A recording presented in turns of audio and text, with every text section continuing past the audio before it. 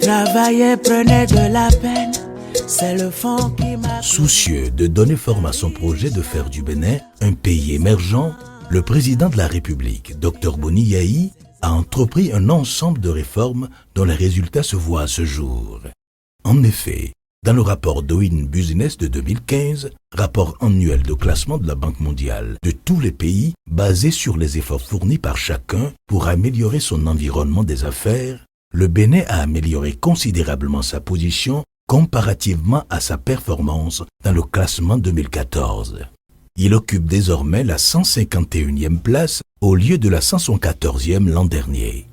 Cette prodigieuse progression a été rendue possible grâce aux nombreux efforts déployés par le gouvernement, notamment à travers le dynamisme du secrétariat permanent du Conseil présidentiel de l'investissement et les structures partenaires publiques et privées dont les propositions ont conduit à de nombreuses réformes qui ont permis de faciliter et de fluidifier les activités commerciales au Bénin. Cette historique progression est à mettre à l'actif du gouvernement et surtout de son chef, le Dr Boni Yayi, qui ne cesse de montrer son engagement ferme en matière d'amélioration du climat des affaires. Le Conseil présidentiel d'investissement est en réalité une structure que le président de la République a créée en juin 2006, tout simplement parce qu'il a jugé utile d'avoir une structure proche de lui, qui peut jouer le rôle d'écoute auprès des chefs d'entreprise, ceux qui font face aux obstacles qui empêchent l'expansion de leur entreprise à travers des investissements. Alors, lorsque on comprend que notre rôle premier est l'écoute, il y a deux chiffres qui sautent aux yeux. Le premier chiffre, c'est 70%. 70% de notre PIB est produit par le secteur informel. Le deuxième chiffre qui saute aux yeux, c'est 90%. 90% de notre population active provient de ce secteur informel.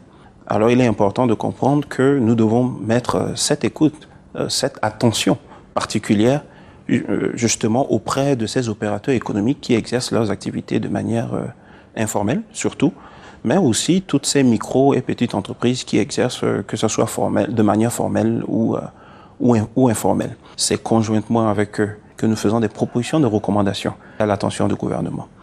Et c'est à ce moment que nous jouons le rôle de courroie de transmission de ces difficultés, ainsi que des propositions de solutions qui accompagnent ces difficultés vers le président de la République, vers le Conseil des ministres. Une fois que ces propositions de réforme qui sont faites, que le gouvernement valide, des instructions en général sont données aux différents ministres concernés par la problématique en question. Et là, le gouvernement peut demander au secrétariat permanent du Conseil présidentiel de l'investissement d'assurer le suivi de la mise en œuvre justement de ces propositions de solutions que le gouvernement adopte.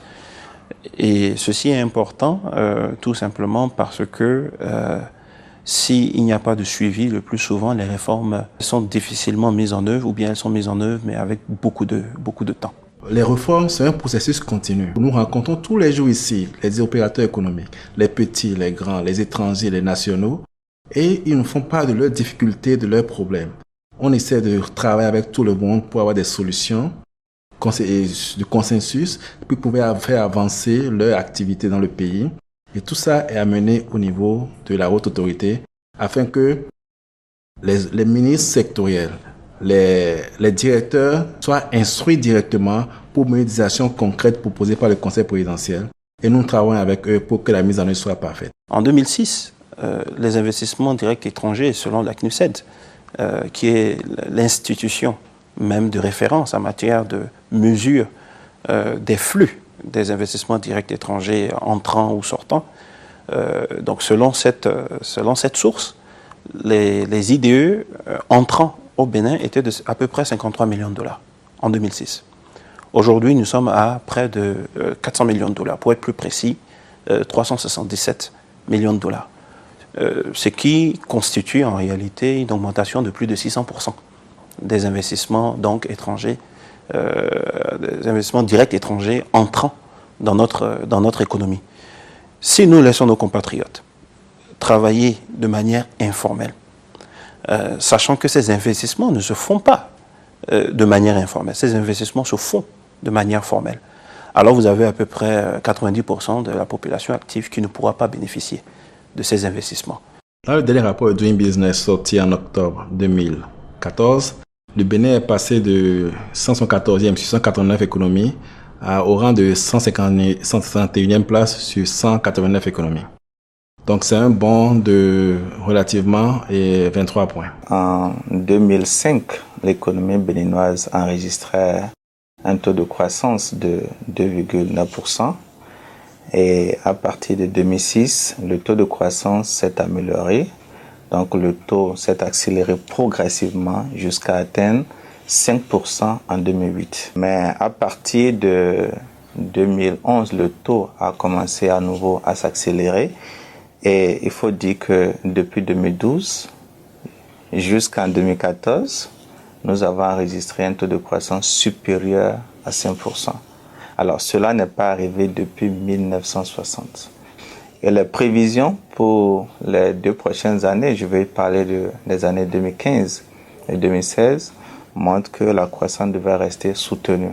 Alors, nous sommes sur une bonne pente. Le niveau général des prix au Bénin est globalement maîtrisé. Vous savez très bien que nous sommes dans un espace communautaire, celui de l'UMOA, qui nous impose d'avoir un taux d'inflation qui ne dépasse pas 3%. Mais globalement, nous sommes dans la norme communautaire. En 2013, par exemple, le taux d'inflation s'est affiché seulement à 1%. Et en 2014, il a été négatif. Nous avons enregistré un taux d'inflation de moins 1,1%. Donc, autrement dit, le niveau général des prix a baissé en 2014 dans un contexte où la croissance s'est affichée à un niveau relativement élevé, c'est-à-dire 5,5%. Lorsque le déficit budgétaire est maîtrisé, lorsque la mobilisation des recettes est modernisée, la conséquence est sur la dette. Nous avons un taux d'endettement dans notre pays qui tourne autour de 30% de PIB. En 2014, on a fait un peu moins de 30, autour de 26. En 2015, un peu plus de 30. Dans un espace où la norme communautaire est de 70% du PIB. Donc, vous voyez une politique prudente d'endettement. Et cette politique prudente d'endettement est soutenue par une stratégie, une analyse de viabilité de la dette, parce qu'il faut s'assurer que la dette de notre pays est toujours viable et que l'État, à tout moment, est en mesure de rembourser sa dette. Et cette analyse de viabilité de la dette est menée par les services compétents de notre ministère et est aussi menée par les services du Fonds monétaire international. Nous confrontons nos résultats et nous assurons que nous sommes en phase. Et au jour d'aujourd'hui, nous sommes en phase. La dette du Bénin est viable. Désormais, le paiement des impôts par virement bancaire est une réalité dans notre pays. Depuis le mois de mai 2015, les opérateurs économiques peuvent payer leurs impôts Bénin par virement bancaire. Et le chantier sur lequel nous travaillons aujourd'hui, les régies travaillent, c'est le paiement des impôts en ligne. C'est le chantier pour que les opérateurs économiques, les hommes d'affaires puissent rester dans leur bureau et payer leurs impôts en ligne sans se déplacer. Au niveau de l'administration douanière, vous avez le programme de certification des valeurs qui est aujourd'hui une réalité et qui va s'améliorer progressivement avec le temps. Au niveau du Trésor, vous avez les quittances informatisées du Trésor, vous avez les chèques normalisés du Trésor. Voilà autant de réformes qui sont entreprises pour que la mobilisation des recettes dans notre pays soit modernisée. Pour faciliter et encourager la création d'entreprises et conformément aux recommandations de l'étude sur l'amélioration des performances du Centre de formalité des entreprises, CFE, le gouvernement du Bénin, par décret 2009-542 du 20 octobre 2009, crée le guichet unique de formalisation des entreprises, le GUF. L'intérêt aujourd'hui d'un guichet unique pour la formation des entreprises opérationnelles avec une couverture nationale, puisque en dehors de la direction générale, nous avons 7 antennes, c'est justement le gain du temps, le gain de coût moindres procédures et les moindres pièces pour les opérateurs économiques. On ne peut plus supporter les délais de 10 jours ouvrables et de 5 jours ouvrables qui étaient attribués au CFE. Il fallait challenger les meilleurs États qui créent justement en 1 heure, en 2 heures. Et donc le GUIF s'est fixé sous le contrôle du gouvernement, du secrétariat permanent du CPI présidentiel et du ministère du Commerce comme objectif de pouvoir formaliser les entreprises en 1 heure. Et de profondes réformes ont été opérées à ce niveau-là. Il y a eu la dématérialisation complète de toute la procédure. Il y a eu l'amélioration de la connexion Internet qui était des facteurs de retard et de lourdeur dans la procédure d'entreprise. Aujourd'hui, pour créer une entreprise au Bénin, vous avez jusqu'à réunir 2 pièces, le coût de la formalité par rapport à l'entreprise réunie, saisir le GUIF en une seule étape et 1 heure après, vous revenez chercher toutes les pièces constitutives de votre société. L'État béninois a pris l'engagement et parce que l'opportunité est là et on a compris justement que c'est un grand outil pour faciliter le transfert de l'informel au formel à mettre en place le statut de l'entrepreneur. Donc aujourd'hui, quand vous êtes exploitant agricole, petit artisan, vous pouvez aller à ce statut-là de manière gratuitement, sans payer un copec. Vous fournissez votre acte de naissance, votre photo, votre casier judiciaire où vous remplissez la déclaration sur l'honneur et vous décidez, vous allez juste à n'importe quel GUIF pour dire que vous voulez avoir votre statut de l'entrepreneur. Le GUIF est tenu d'accomplir les formalités et de vous livrer les pièces qui vous donnent le statut de l'entrepreneur, en l'occurrence la déclaration au registre de commerce et du crédit immobilier, votre numéro d'identifiant fiscal unique et surtout votre carte sur support PVC avec une validité de 2 ans qui vous donne le titre d'entrepreneur. Donc vous pouvez devenir aujourd'hui un agent économique avec 0 francs. Aujourd'hui, vous pouvez créer votre entreprise individuelle, en clair votre établissement, en fournissant au GUIF un acte de naissance, vos photos, votre casier judiciaire et en payant 10 000 francs CFA. J'insiste, 10 000 francs CFA. Et en 1 heure, justement, vous revenez au GUIF chercher toutes les pièces constitutives de votre entreprise. Nous avons diverses sortes de sociétés. Toujours est-il que toutes ces sortes de sociétés sont formalisées au GUIF avec un coût de 17 000 francs CFA. À la nuance que, quand vous êtes dans le cadre d'une société à responsabilité limitée, vous pouvez librement fixer votre capital. Donc la contrainte de 1 million est sautée. Vous fixez librement votre capital. Vous remplissez vos statuts sur le site internet du GUIF, www.guifbenin.org, où vous passez à l'accueil du GUIF, cherchez les statuts types que vous remplissez et vous payez 17 000 francs à l'accueil du GUIF. À charge au GUIF derrière de faire enregistrer les statuts, de faire toutes les formalités et de vous livrer toutes les pièces constitutives de votre société. En clair, votre statut, votre registre de commerce, la publication en ligne qui est assurée sur le site web du GUIF avec une copie imprimée pour preuve, votre numéro d'identifiant fiscal unique, la déclaration au niveau de 3 administrations partenaires, la Direction générale des impôts, la CNSS et la DGT, et surtout votre carte d'importateur qui est aujourd'hui délivrée sur support PVC. Le ministère a été au cœur de ces réformes avec l'appui du MCA.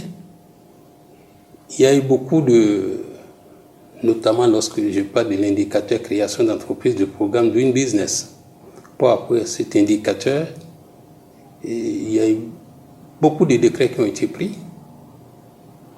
Il y a eu que le ministre de l'Industrie et du Commerce est le président du Conseil d'orientation et de concertation qui fait office de conseil d'administration. Voilà un peu le niveau d'implication du ministère dans ce processus de simplification des procédures de création d'entreprise. Lorsque un gouvernement a une idée claire des entreprises qui opèrent dans le pays, ça permet de définir tous les programmes de développement en termes de production des facteurs. Celui qui a initié la création d'entreprises, qu'elles soient individuelles ou sociétaires, était libéré de toute tracasserie avec l'installation du bureau DGI au sein du GUIF. Mais pour pouvoir améliorer la qualité de prestation attendue au niveau du GUIF, la Direction générale des impôts a procédé à la réforme de l'interconnexion DGI-GUIF. Cette réforme a permis la génération de l'IFU immédiatement au au niveau du GUF, sans passer par la direction de l'information et des études au niveau de la direction générale des impôts et des domaines. Et la création d'entreprises est réalisée en 1 heure, conformément aux exigences et aux contraintes de Doing Business.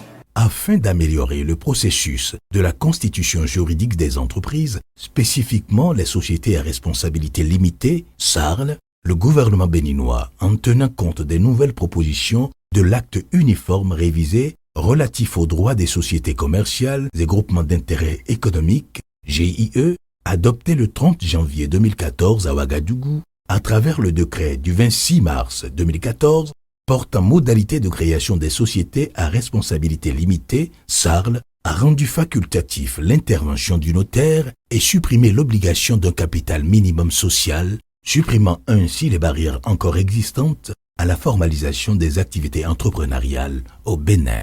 Pour les entreprises sociétaires, nous étions frais de notaire et frais de CFE compris à près de 600 000 francs. Aujourd'hui, non seulement vous n'êtes plus obligé, dans le cas des SARL, d'aller chez un notaire, mais vous avez à payer seulement 17 000 francs CFA au niveau du GUF pour formaliser votre entreprise. Depuis cette année 2015, nous avons 3 banques qui sont installées au sein de notre structure ici. Et leur rôle premier, c'est de faciliter la constatation du capital de départ dans le cadre de la création des SARL. Vous savez très bien que pour créer une entreprise sociétaire, il faut déclarer un capital. Je profite pour dire que ce capital-là n'est plus obligatoire à constituer pour 1 million, mais que les promoteurs, 1, 2, 3, selon leur nombre, peuvent librement constituer le montant de leur capital, le déposer dans une des banques au niveau du GUF ici, et à charge ensuite au GUF d'accomplir tout le reste des formalités. Ces réformes sont également de grand intérêt pour les entreprises en création. À ce jour, les nombreuses tracasseries entre-temps observées pour créer une entreprise sont supprimées. De nombreuses facilités sont également apportées aux créateurs d'entreprises quant à leur encadrement, à leur formation, ainsi qu'au financement de leurs entreprises. À cet égard, des structures spécifiées ont été mises en place et déployées. Il s'agit du FNPEJ, des Business Promotion Center, BPC, et du Fonds national de microfinance, FNM. Avec l'avènement du président Boni Yayi au pouvoir en 2006, le secteur de la microfinance a connu un nouvel essor. Parce qu'après sa tournée de prise de contact avec les populations à la base, il a remarqué la profondeur de la pauvreté dans nos contrées. Et donc, se basant aussi sur les statistiques de l'Institut national pour l'analyse économique, on a senti que la pauvreté est vraiment forte et qu'il fallait agir. Plusieurs initiatives audacieuses y ont été prises. Je veux citer la mise en place du Fonds national de la microfinance, qui est la résultante de la volonté des acteurs à voir désormais toutes les interventions de l'État en matière de microfinance réunies au niveau d'une seule structure. Et donc, avec la naissance du Fonds national de la microfinance, on a assisté à une meilleure organisation du secteur sur le terrain. 2 réformes majeures ont été introduites au niveau du programme de microcrédit.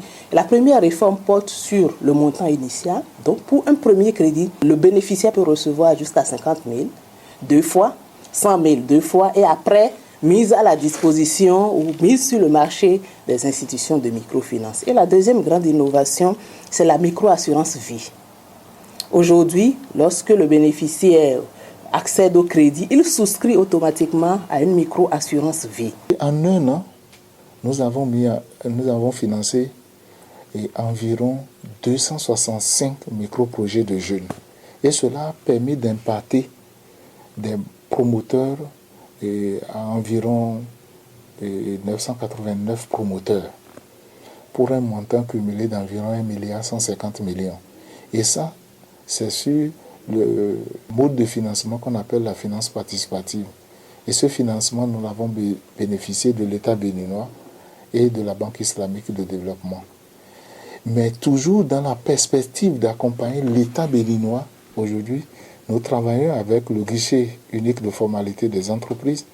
Le Conseil présidentiel de l'investissement a accompagné l'ensemble de ces jeunes-là vers la formalisation de leur entreprise à travers le statut de l'entrepreneur. Le FNPEJ est là pour accompagner les jeunes et les PME en termes de financement de leurs initiatives. Pour le jeune âgé de 18 ans à 40 ans qui veut évoluer dans les secteurs tels que l'agrobusiness, le tourisme et l'artisanat, qu'est-ce qu'il doit faire? Première étape, c'est de disposer d'un business plan. Deuxième étape, c'est de se faire enregistrer à l'ANPE. Troisième étape, c'est d'aller défendre son business plan dans une institution de microfinance partenaire du FNPEJ. Quatrième étape, cette institution de microfinance nous envoie un rapport final d'accord de crédit. Cinquième étape, nous mettons à la disposition de cette institution de microfinance le montant du crédit sollicité. Donc pour les jeunes, c'est de 0 à 5 millions de francs. Pour les micro et petites et moyennes entreprises, le plafond va jusqu'à 20 millions de francs CFA. Et entre autres, je peux dire, entre autres critères, il faut être à jour vis-à-vis du fixe, c'est important, disposer d'un état financier, de 2 états financiers et avoir déclaré au moins un employé au niveau de la Caisse nationale de sécurité sociale. Nous sommes déjà à environ 984 bénéficiaires de notre accompagnement, tant au niveau des jeunes, tant au niveau des femmes, tant au niveau des PME. Donc, et notre objectif, c'est d'impacter plus de 1000 avant la fin de cette année 2015. Le credo du FNPEJ, c'est d'être au service d'une jeunesse vertueuse 24 heures sur 24. La question de l'emploi est tellement cruciale et transversale qu'un seul dispositif ne pouvait pas tout faciliter. Il y a un outil qui a pu être mis en place au niveau du ministère avec l'appui du programme des Nations Unies pour le développement, et cet outil est dénommé Business Promotion Center. Il s'agit donc des centres de ressources qui veulent offrir en un seul lieu aux jeunes entrepreneurs toutes les informations et la plupart des formations dont le jeune a besoin pour pouvoir réussir dans son projet. Au-delà de tous les services, donc tous ces services de formation, de renforcement de capacités, facilitation d'accès aux nouvelles technologies de l'information et de la communication, le centre est en mesure aussi d'accompagner le jeune depuis son idée de projet jusqu'à l'obtention des financements. Le vote par le Parlement béninois de la loi uniforme UMOA, déjà adoptée depuis juin 2013, portant création et réglementation des bureaux d'information sur le crédit BIC, offrira en plus du FONAGA un meilleur accès au crédit bancaire aux jeunes entrepreneurs ne disposant pas de garantie. L'accès au crédit bancaire pour nous est le chantier majeur. Et le chantier majeur, en tout cas à court terme. À ce niveau, nous attendons avec une très grande impatience le vote de la loi UMOA sur la création et la réglementation des bureaux d'information sur le crédit. Cette loi dit simplement aux créanciers, donc aux banques en général, que les jeunes n'ont pas de garantie réelle. Bien qu'ils n'aient pas de garantie, au moins certains parmi eux ont un bon comportement. Donc regardez tout simplement le bon comportement de certains de ces jeunes dans leur passé. Donc cette loi permet justement donc, à notre pays de laisser des structures, ce qu'on appelle des crédits bureaux, en anglais, mais en français, des bureaux d'information sur le crédit. D'ailleurs, même un des bureaux vient de recevoir l'agrément de la Banque centrale des États de l'Afrique de l'Ouest et qui opère déjà dans les pays qui ont adopté cette loi. Il ne reste plus que le Bénin et la Guinée-Bissau. Tous les autres pays ont adopté cette loi. Alors, pour nous, c'est capital. Il est vraiment capital que cette loi soit votée, soit adoptée le plus rapidement possible par notre Parlement. Le gouvernement a décidé, pour accompagner le secteur privé, de mettre en place un fonds de garantie pour accompagner tous les nouveaux entrepreneurs dans le cadre de leurs projets afin de les accompagner dans le cadre des facilités d'accès au crédit. C'est dans ce cadre qu'il a été créé le Fonds national de garantie appelé FONAGA, mis en place alors depuis 1990 avec un capital initial de 300 millions. Le gouvernement du président de la République a décidé cette année de mettre en place un plan de renforcement des activités du FONAGA, un montant de 1 milliard pour être alloué au Fonds national de garantie afin de les appuyer davantage dans l'accompagnement que le FONAGA apporte aux citoyens béninois au secteur privé. Les 1 milliard seront constitués ainsi que sur 500 millions au titre de l'année 2015 et 500 millions au titre de l'année 2016. Pour redonner confiance aux acteurs de l'économie nationale et afin de faciliter le calcul et le paiement d'un impôt plus juste, il a été créé la taxe professionnelle synthétique, TPS, qui entrera pleinement en vigueur à compter du 1er janvier 2016. Présentement, on est dans une démarche de mise en place de la base d'imposition, puisque c'est à la fin d'un exercice qu'il faut taxer le revenu qui a été réalisé au titre de cet exercice. Donc, tout ce que nous faisons maintenant, on est en train de regrouper les éléments nécessaires pour la taxation.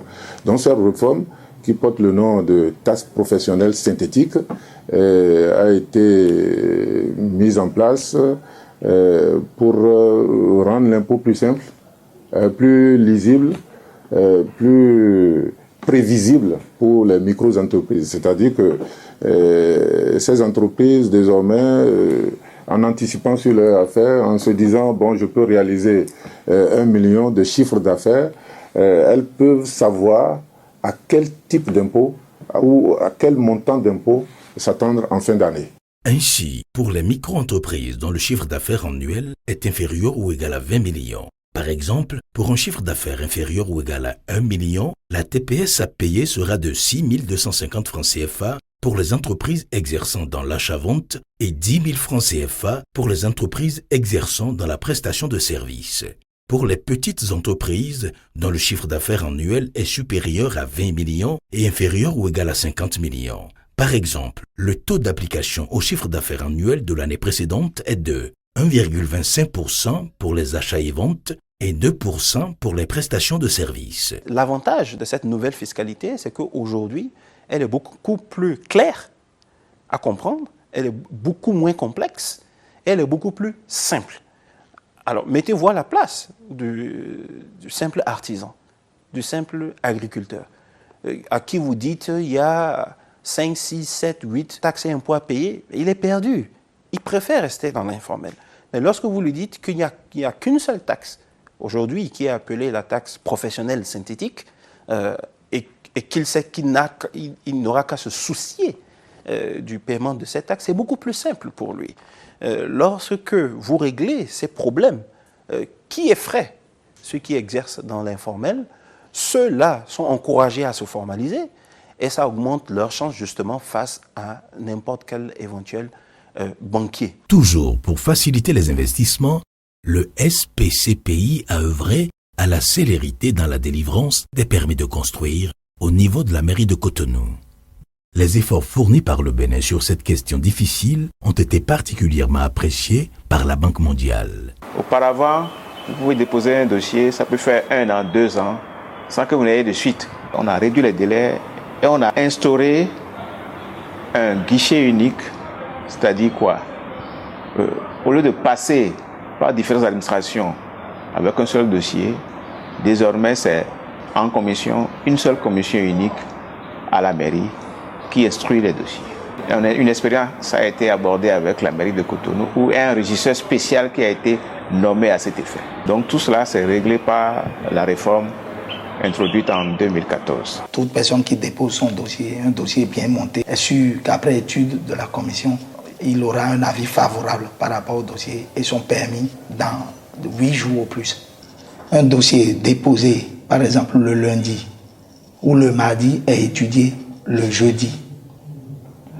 Et déjà le lundi qui suit, ou le mardi au plus tard, le permis est délivré si le dossier recevait un avis favorable. Afin de rendre accessibles aux entreprises les commodités nécessaires à leur implantation et à leur développement, des dispositions ont été également prises sur la question de l'électricité, de l'eau et de la communication. À ce titre, des dispositions pratiques ont été prises par la SONEB, la SB2E et Bénin Télécom SA afin de réduire les délais d'attente de branchement sur ces 3 aspects quasi incontournables pour toute entreprise. En mars 2014, nous étions à 34 jours en termes du délai d'attente pour une ligne fixe. Et dans Cotonou, dans les grands pôles, aujourd'hui, en 2015, à l'heure où on se parle, nous sommes à moins de 7 jours. Aujourd'hui, nous offrons, en plus du téléphone fixe, nous offrons de l'Internet, non seulement résidentiel, mais aussi pour les investisseurs de la fibre optique, de l'Internet par fibre optique, pour permettre un débit beaucoup plus élevé. Ensuite, nous avons mis en place le report des coûts d'accès. Donc aujourd'hui, un investisseur qui vient à Benin Telecom n'a pas besoin de débourser de l'argent tout de suite pour avoir accès à son téléphone fixe. Les coûts sont reportés sur les 2 premières factures à raison de 60% sur la première facture et 40% sur la deuxième facture. Au niveau de l'énergie, des dispositions ont été prises pour réduire, faciliter l'obtention du raccordement au niveau de la SB2E avec des guichets spéciaux. Et aussi, la SB2E a pris des arrêtés pour permettre de réduire les coûts aux opérateurs économiques. Ce qu'il faut comprendre dans ce secteur, c'est que nous avons un problème de production. Ce problème, aujourd'hui, est en train d'être réglé de manière organisée, de manière méthodique. Second problème, donc, à supposer que la production d'électricité est déjà disponible. Le second problème que vivent les chefs d'entreprise, c'est les délais donc de raccordement. À ce propos, ce que nous avons proposé, c'est que, puisque le problème que la Société béninoise d'énergie électrique nous posait très souvent, c'était les questions des difficultés relatives donc, à l'application du code de passation des marchés publics. Alors, nous avons proposé que ces structures, pas seulement la SBE, mais également Benin Telecom, qui a les mêmes problèmes, recrutent donc un partenaire privé, bien sûr en respectant le code des marchés publics. Et le code le prévoit, le code le permet. Donc, après que ce partenaire soit sélectionné, eh bien, celui-ci signe un contrat d'environ 2 ans. Durant ces 2 ans, toute structure, toute personne, toute société qui vient demander un raccordement au réseau électrique, la SBE n'aura qu'à se tourner vers ce partenaire privé pour mettre à sa disposition le matériel. En sachant que le partenaire privé ne sera plus soumis au code de passation des marchés publics. Et c'est la proposition que nous avions eu à faire donc à la SBE ainsi qu'à Benin Telecom. Au-delà de ça, il y a le coût. Les processus d'industrialisation ne sont pas toujours simples et très souvent sont assez coûteux. Et là également, une des mesures que nous avons proposées et qui a été d'ailleurs validée, donc puisqu'une note de service a été prise par la Société béninoise d'énergie électrique, dit que vous avez, lorsque vous avez votre devis, lorsqu'on vous émet votre devis, vous avez 2 options en ce qui concerne le paiement de ce devis. La première option, c'est de payer 100% de ce devis. La deuxième option qu'on vous donne est de payer 60% de ce devis et les 40% restants, vous êtes appelé à le payer au moment où vous commencez à consommer. Donc ces 40% sont en réalité étalés sur les 3 premières factures.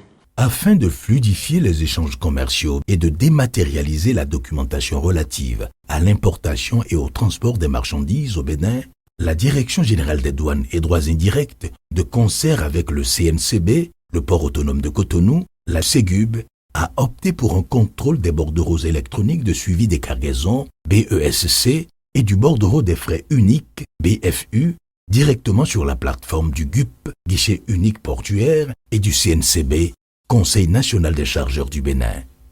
Pour dédouaner une marchandise en son temps, il fallait au moins 25 papiers à regrouper auprès de 12 structures différentes. C'était des moments où, pour le dédouanement d'une marchandise, en dehors donc de ces nombreux papiers qu'il fallait regrouper, eh bien, il nous fallait une moyenne de 16 à 17 jours pour sortir un seul conteneur. Quand tout va bien. Si il y a de ces péripéties que j'ai soulignées tantôt, eh bien, vous pouvez aller à 22 jours, pourquoi pas 1 mois. Donc, le guichet unique était naturellement une nécessité et nous ne faisons que le répéter. Et c'est à l'arrivée du régime actuel que nous avons eu droit à un véritable guichet unique. en la mise en place du Ségub. Ségub qui est la plateforme aujourd'hui de gestion donc, du guichet unique du port de Cotonou. En 2011, le gouvernement du Bénin, sous l'impulsion du chef de l'État, a voulu lancer une réforme pour faciliter le passage portuaire des marchandises à l'importation, à l'exportation et en transit. Donc la Ségub, en tant que partenariat public-privé, a été créée pour la mise en place d'un guichet unique qui est une plateforme informatique entièrement automatisée qui permet d'intégrer l'ensemble des procédures de passage sur les frontières et qui permet en même temps de payer l'ensemble des formalités de passage, l'ensemble des acteurs qui interviennent sur la plateforme portuaire, de les payer à un point unique au niveau des banques pour faciliter le travail des opérateurs économiques. Le gouvernement du Bénin a voulu répondre à deux préoccupations, celle de faire gagner du temps sur le passage portuaire en permettant aux opérateurs d'anticiper leurs opérations dès que les navires envoient les manifestes et avant même que les marchandises soient débarquées, et en même temps donc effectivement de relancer sur le plan économique le port et l'activité économique au Bénin, en permettant de faire gagner effectivement de l'argent et davantage d'opérations aux opérateurs économiques. La douane est interconnectée aussi à la plateforme et elle peut ainsi procéder au dédouanement des marchandises sur une base sécurisée, sur une base légale et sur une base entièrement dématérialisée et sans papier. La douane s'est mise sur l'orbite réellement des réformes. Et depuis un certain nombre d'années, nous avons initié beaucoup de réformes. La première, c'est d'abord l'informatisation de nos procédures, l'élaboration des manuels de procédure également, qui permettent, n'est-ce pas, d'aller un peu plus vite. C'est en cela que nous avons adopté depuis un certain temps Sidonia++. Et à l'heure actuelle, nous employons à migrer vers la version améliorée de Sidonia, qui est Sidonia World. Il y a une équipe technique qui est présentement en train de travailler par rapport à cela. En ce qui concerne la dématérialisation, je peux vous confirmer que la dématérialisation du BFU est effective sur la plateforme portuaire. Les agents n'auront plus besoin de réclamer aux usagers la production du BFU. Mais tout est dans le système Sidonia et toutes les vérifications, les contrôles pourraient se faire en temps réel. Donc je peux vous confirmer que la dématérialisation du BFU est effective aujourd'hui. Autrefois, dans la chaîne des opérations, il y avait certains produits qui étaient sujets à l'obtention de permis, de licences, de certificats. Et les 10 permis, certificats, autorisations devaient être obtenus au niveau des structures chargées de les délivrer. Et ces structures étaient éparpillées, disons, dans la ville ou peut-être même ailleurs. Et c'était un chemin de croix pour les usagers de se déplacer. Donc, vous voyez de ce fait qu'il y avait d'abord une perte de temps. Aujourd'hui, toutes ces structures chargées de délivrer les permis, certificats, autorisations sont regroupées en un même lieu et c'est ça que nous appelons le centre commun de pré-dédouanement. Et au lieu que l'usager ait à se déplacer pour aller déposer sa demande vers les structures, il est permis aujourd'hui à l'usager de faire directement une demande en ligne et obtenir les mêmes documents en ligne sans qu'il ait besoin de se déplacer. Le seul déplacement qui lui est imposé, c'est d'aller payer le bordereau des opérations de pré-dédouanement à la banque. Le CCP, c'est le centre commun de pré-dédouanement dont j'en assure la coordination. C'est le point physique, le point matériel de la dématérialisation de la liasse documentaire de pré-dédouanement. Le système, la plateforme informatique existe.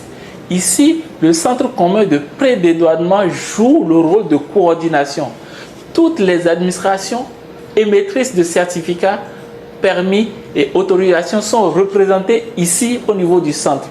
Et leur rôle respectif est de réguler l'émission des demandes entre le commissionnaire agréé en douane et les administrations publiques émettrices de ces certificats, autorisations et permis.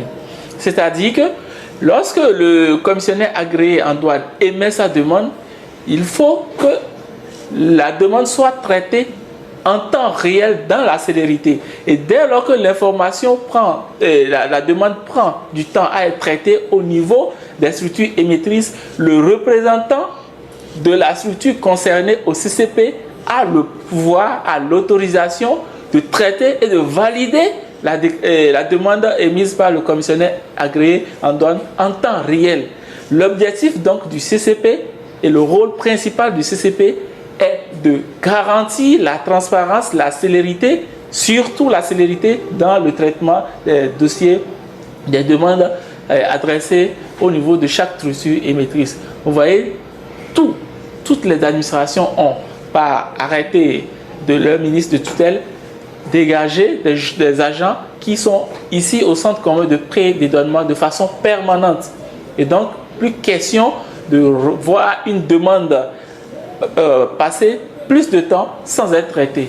Les réformes opérées par la Ségub rentrent tout à fait donc, dans le cadre de ces recommandations, donc avec la dématérialisation de l'ensemble des documents, le gain de temps, le gain d'argent, la simplification des procédures, la réduction des frais et des faux frais à l'importation, à l'exportation. Donc de manière générale, le Bénin opte pour des réformes innovantes. La solution qui a été mise en place au Bénin par la Ségub a été récompensée. Le port autonome de Cotonou a obtenu une distinction en 2012 pour l'innovation, grâce à la mise en place de l'outil du guichet unique.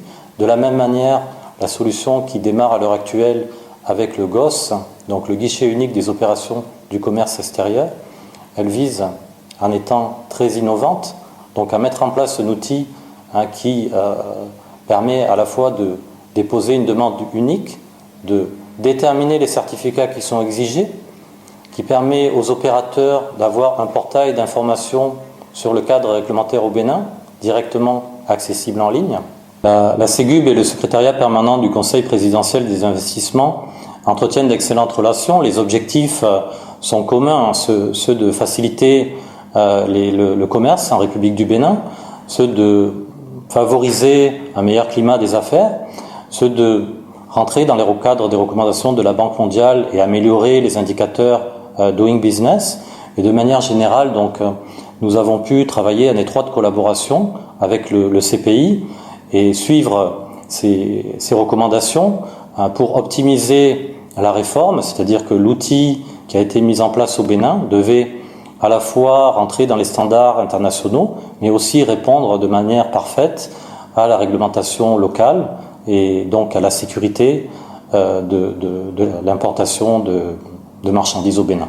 Et remercier naturellement le gouvernement quand même du président Yahya Boni quand même pour les efforts et cet outil formidable qu'il a mis à notre disposition. J'avais oublié de vous dire que la dématérialisation est unique aujourd'hui. C'est un fait unique, ça n'existe dans aucun port aujourd'hui. Et je peux vous signaler qu'il y a déjà des contacts de moins 3 pays qui veulent venir au Bénin et s'enquérir de ce processus de dématérialisation. Tous ces efforts ont été renforcés par la réglementation des postes de contrôle routier sur le corridor du Bénin. En effet, les postes de contrôle ont été sensiblement réduits en application de l'article 3 de la décision numéro 15/2005 CM-UMOA du 16 décembre 2005 portant modalité pratique d'application du plan régional de contrôle sur les axes routiers inter-États de l'UMOA et conformément aux objectifs de l'article 1 et de l'annexe 2 du mémorandum d'entente d'Accra sur la facilitation du transport et du transit routier sur les corridors Abidjan-Lagos. À cet effet, par le décret numéro 2013-546 du 24 décembre 2013 portant réglementation des postes de contrôle routier sur les corridors en République du Bénin, le gouvernement a limité à 3 postes de contrôle conjoints routiers aux 100 km par corridor. Ainsi, sur chacun des axes Cotonou-Malanville et Cotonou-Porga, les postes de contrôle ont été réduits à 3 et sur les axes Cotonou-Craqué, Cotonou-Ilakondi et Cotonou-Igolo, un seul poste de contrôle a été conservé.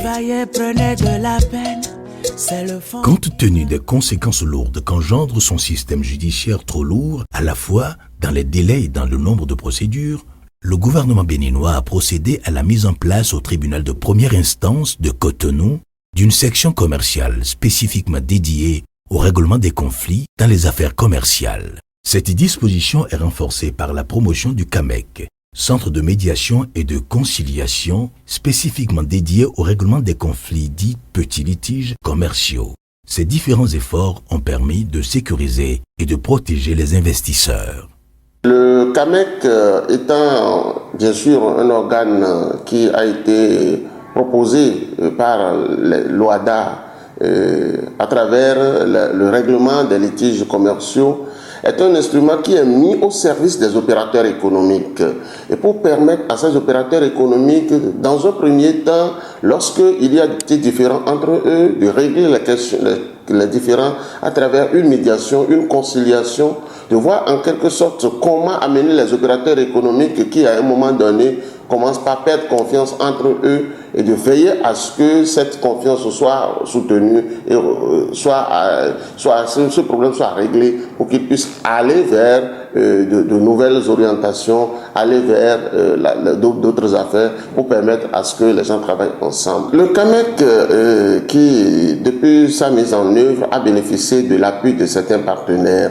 Et au nombre des partenaires, nous avons eu dans le passé le Millennium Challenge et Compte, qui a soutenu le CAMEC. Et dans l'approche, on a mis en place les outils qui puissent permettre la célérité dans le règlement des conflits. Vous savez, dans le passé, lorsque les gens ont des conflits, ils se pointent dans les tribunaux traditionnels. Des conflits peuvent durer jusqu'à 2 ans, 3 ans, même plusieurs années. Imaginez que quelqu'un qui a un conflit avec quelqu'un et le conflit est relatif, par exemple, à une affaire qu'ils ont et dont, par exemple, des conteneurs sont au port. Et lorsque vous ne réglez pas ces conflits, peut-être que c'est des produits périssables, peut-être que c'est des produits qui si vous ne les vendez pas à temps, sa date de péremption va arriver. Et donc, qu'est-ce que le CAMEC a réfléchi, a pensé par rapport à ça, à travers les outils qu'on a mis en place? Le CAMEC a mis en place un dispositif en donnant un délai par rapport aux questions de médiation et de conciliation. C'est-à-dire que lorsque vous apportez un dossier au centre d'arbitrage ici, vous avez un maximum de 45 jours pour que le dossier soit vidé et définitivement vidé en matière de conciliation et de médiation. Et lorsque on n'arrive pas à régler ça par médiation et il s'agit d'aller à l'arbitrage, les délais que nous nous sommes donnés sont de 3 mois maximum. C'est-à-dire en 3 mois, nous réglons ces problèmes. Et au cas où en 3 mois, ce problème n'est pas réglé, sachez que c'est un problème qui ne pourra pas être réglé si facilement. Et donc, nous mettons en place les dispositifs pour régler les problèmes. Donc, disons, nous avons la question de la célérité au niveau du centre d'arbitrage, c'est qu'en médiation, nous sommes à 45 jours et en arbitrage, nous sommes à 3 mois maximum. Et ça, il n'y a pas seulement la célérité, mais il y a aussi la confidentialité dans le traitement des dossiers. En 2014, nous sommes arrivés à une moyenne autour de 49 jours pour la résolution des litiges en matière commerciale. Et ce sont ces efforts qui ont donné un classement meilleur à notre pays, puisque au niveau du volet exécution des contrats, le Bénin a gagné beaucoup de points en raison des réformes qui ont été mises en œuvre au niveau du secteur judiciaire. Nous sommes très conscients de ce que la célérité est une donnée importante du monde des affaires et qu'aujourd'hui, il faut concilier l'exigence de célérité également avec les impératifs de bonne justice. Donc notre effort est de faire en sorte que nous puissions donner une réponse juste en temps et une réponse juste en droit aux litiges qui nous sont soumis.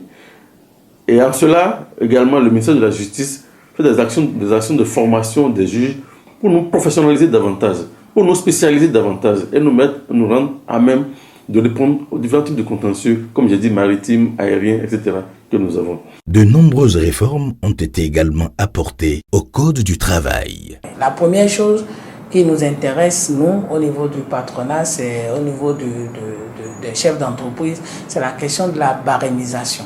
Et si vous lisez le projet de code à l'article 46 alinéa 6, aujourd'hui, la question de la barémisation est clairement définie. C'est-à-dire qu'aujourd'hui, si le chef d'entreprise a des difficultés avec son employé, les deux savent la limite de la sanction qu'ils auront.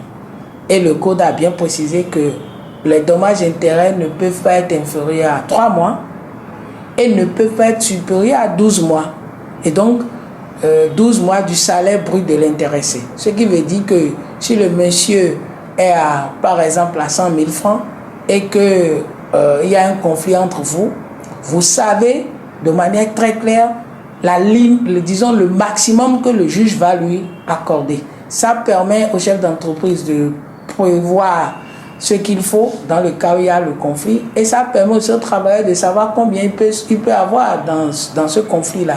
Ça l'évite de rêver, parce que nous avons des travailleurs qui rêvent tout le temps, qui pensent que, alors qu'ils ont un salaire de 50 000 francs, qui pensent qu'ils peuvent sortir avec 500 millions de dommages et intérêts.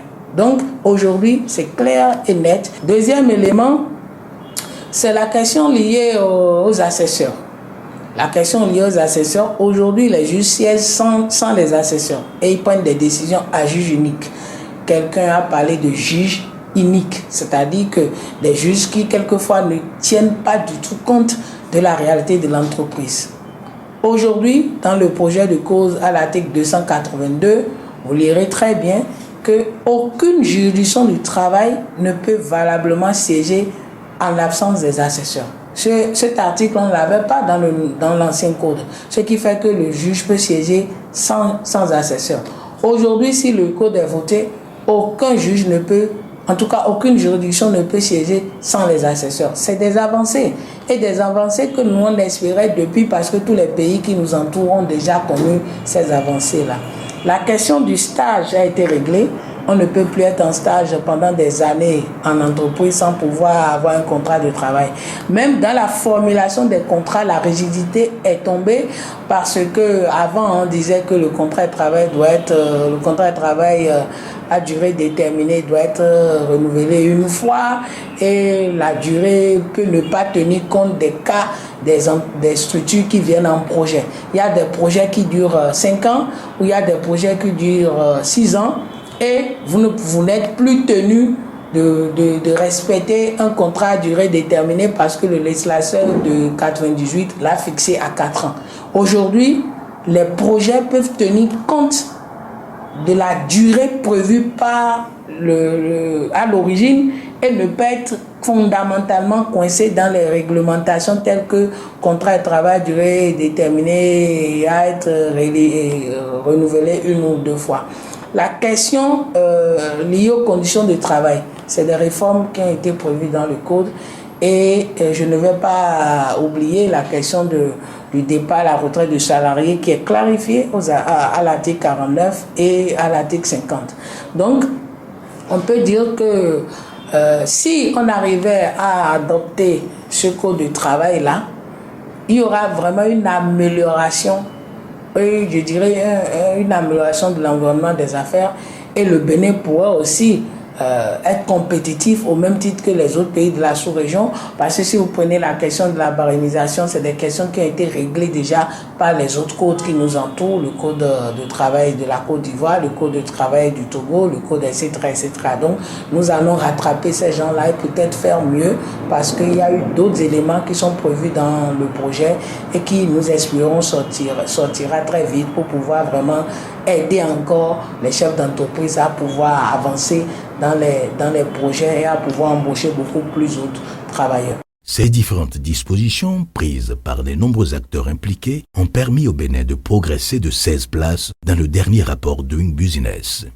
En effet, avec l'amélioration de son classement dans le rapport Doing Business 2015, le gouvernement béninois a montré ses capacités à opérer en un temps record des changements qualitatifs et d'intérêt pour l'environnement des affaires et donc pour l'économie nationale. La Banque mondiale a d'ailleurs déclaré le Bénin faisant partie des 10 meilleurs pays réformateurs, ayant mis en œuvre un total de 40 réformes, facilitant la pratique des affaires. Je voudrais rappeler le chiffre dont nous avons parlé tout au long de cette interview. 377 millions de dollars d'investissements directs étrangers entrants, qui positionne le Bénin à la date d'aujourd'hui comme étant le 3e pays de l'UEMOA le plus attractif sur la base de cette statistique, après le Niger et la Côte d'Ivoire. Le Bénin est dans une dynamique ascendante. La volonté politique est claire. L'amélioration du climat des affaires est un sujet hebdomadaire en République du Bénin, en Conseil des ministres. Bien sûr, il y a encore du chemin à parcourir. Avec la volonté du chef de l'État de nous accompagner, de nous donner les moyens qu'il faut et de mettre l'agenda de l'amélioration du climat des affaires sur l'agenda du Conseil des ministres de façon hebdomadaire, ça nous a permis vraiment de prendre le dossier comme une affaire du gouvernement. Ce n'est pas une affaire d'un ministère, c'est une affaire du gouvernement et c'est l'opportunité ici de remercier le chef de l'État pour tout ce support qu'il nous a donné pour avoir les résultats que nous avons obtenus l'année dernière.